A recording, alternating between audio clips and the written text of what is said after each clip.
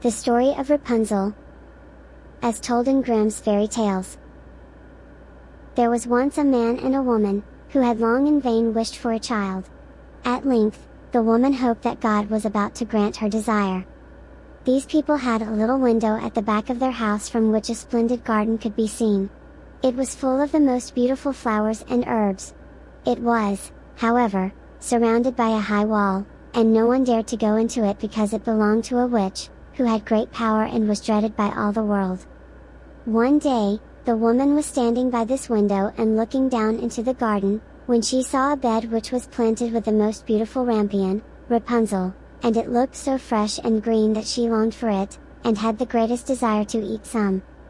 This desire increased every day, and as she knew that she could not get any of it, she quite pined away, and looked pale and miserable. Then her husband was alarmed, and asked, "What ails you, dear wife?" "Ah," she replied, "if I can't get some of the rampion to eat, which is in the garden behind our house, I shall die." The man, who loved her, thought, "Sooner than let your wife die, bring her some of the rampion yourself, let it cost you what it will." In the twilight of evening, he clambered over the wall into the garden of the witch, hastily clutched a handful of rampion, and took it to his wife. She at once made herself a salad of it, and ate it with much relish. She, however, liked it so much, so very much, that the next day she longed for it 3 times as much as before. If he was to have any rest, her husband must once more descend into the garden. In the gloom of evening, therefore, he let himself down again. But when he had clambered down the wall he was terribly afraid, for he saw the witch standing before him. "How dare you," said she with angry look, "descend into my garden and steal my rampion like a thief? You shall suffer for it." "Ah," answered he, "let mercy take the place of justice.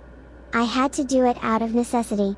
My wife saw your rampion from the window, and felt such a longing for it that she would have died, if she had not got some to eat." Then the witch let her anger be softened, and said to him, "If the case be as you say, I will allow you to take away with you as much rampion as you will, only I make one condition: you must give me the child which your wife will bring into the world. It shall be well treated, and I will care for it like a mother." The man in his terror consented to everything, and when the woman at last had a little daughter, the witch appeared at once, gave the child the name of Rapunzel, and took it away with her. Rapunzel grew into the most beautiful child beneath the sun.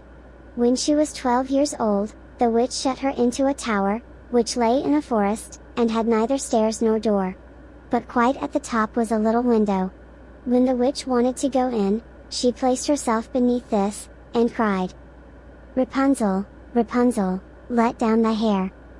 Rapunzel had magnificent long hair, fine as spun gold, and when she heard the voice of the witch, she unfastened her braided tresses and wound them round one of the hooks of the window above. And then the hair fell 20 ells down, and the witch climbed up by it. After a year or 2, it came to pass that the king's son rode through the forest and went by the tower. Then he heard a song, which was so charming that he stood still and listened. This was Rapunzel, who in her solitude passed her time in letting her sweet voice resound. The king's son wanted to climb up to her, and looked for the door of the tower, but none was to be found. He rode home, but the singing had so deeply touched his heart, that every day he went out into the forest and listened to it. Once when he was thus standing behind a tree, he saw that a witch came there, and he heard how she cried, "Rapunzel, Rapunzel, let down thy hair." Then Rapunzel let down the braids of her hair, and the witch climbed up to her. "If that is the ladder by which one mounts, I will for once try my fortune," said he. The next day when it began to grow dark, he went to the tower and cried, "Rapunzel, Rapunzel, let down thy hair." Immediately the hair fell down, and the king's son climbed up. At first Rapunzel was terribly frightened when a man, such as her eyes had never yet beheld, came to her. But the king's son began to talk to her quite like a friend, and told her that his heart had been so stirred, that it had let him have no rest, so he had been forced to see her. Then Rapunzel lost her fear, and when he asked her if she would take him for her husband, and she saw that he was young and handsome, she thought, "He will love me more than old Dame Gothel does," and she said yes, and laid her hand in his. She said also, I will willingly go away with you, but I do not know how to get down. Bring with you a skein of silk every time that you come, and I will weave a ladder with it. When that is ready I will descend, and you will take me on your horse." They agreed that until that time, he should come to her every evening, for the old woman came by day. The witch remarked nothing of this, until once Rapunzel said to her, "Tell me, Dame Gothel, how it happens that you are so much heavier for me to draw up, than the young king's son. He is with me in a moment." "Ah? You wicked child!" cried the witch. "What do I hear you say? I thought I had separated you from all the world, and yet you have deceived me." In her anger she clutched Rapunzel's beautiful tresses, wrapped them twice round her left hand, seized a pair of scissors with the right, and snip, snap, they were cut off, and the lovely braids lay on the ground. And she was so pitiless that she took poor Rapunzel into a desert, where she had to live in great grief and misery. On the same day, however, that she cast out Rapunzel, the witch, in the evening, fastened the braids of hair which she had cut off, to the hook of the window, and when the king's son came and cried, "Rapunzel, Rapunzel, let down thy hair," she let the hair down. The king's son ascended. He did not find his dearest Rapunzel above, but the witch, who gazed at him with wicked and venomous looks. "Aha!" she cried mockingly, "you would fetch your dearest. But the beautiful bird sits no longer singing in the nest. The cat has got it, and will scratch out your eyes as well. Rapunzel is lost to you. You will never see her more." The king's son was beside himself with grief, and in his despair he leapt down from the tower.